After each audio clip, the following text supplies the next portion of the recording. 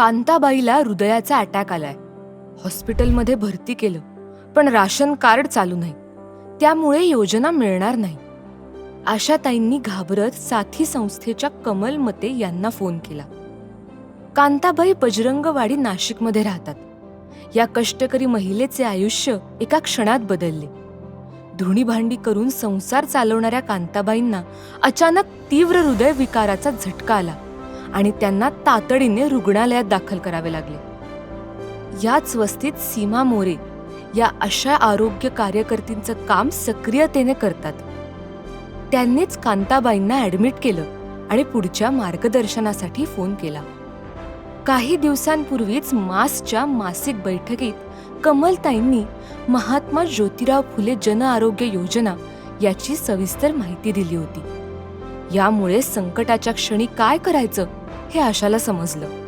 Phone झाल्यावर कमलताई आणि समितीच्या सचिव आशा यांनी ताबडतोब महात्मा ज्योतिबा फुले जन आरोग्य योजनेमध्ये कोणत्या खासगी हॉस्पिटलमध्ये अँजिओप्लास्टी होते ते बघून कांताबाईंना ऍडमिट केलं.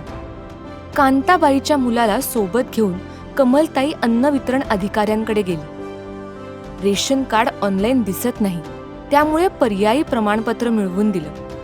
या प्रमाणपत्राच्या आधारे त्या कांताबाईंना महात्मा ज्योतिबा फुले जन आरोग्य योजनेतून 1,45,000 रुपयांची आर्थिक सहाय्य प्राप्त झाले. कांताबाईंची अँजिओप्लास्टी एकदम व्यवस्थित झाली. त्या हॉस्पिटलमधून घरी आल्या. हार्ट अटॅकमधून आपण जगलो, खर्च झाला नाही आणि मोठ्या खासगी हॉस्पिटलमध्ये उपचार झाले याबद्दल त्यांना भरून आलं. मास समितीमुळे मला एवढी माहिती मिळाली. संकटावेळी धावून येणारी माणसं मिळाली. दिवाळीचा सण होता, तुमच्यामुळं मी दिवाळी बघितली असं म्हणून कमल मते व आशाताईंबद्दल कांताबाईंनी कृतज्ञता व्यक्त केली.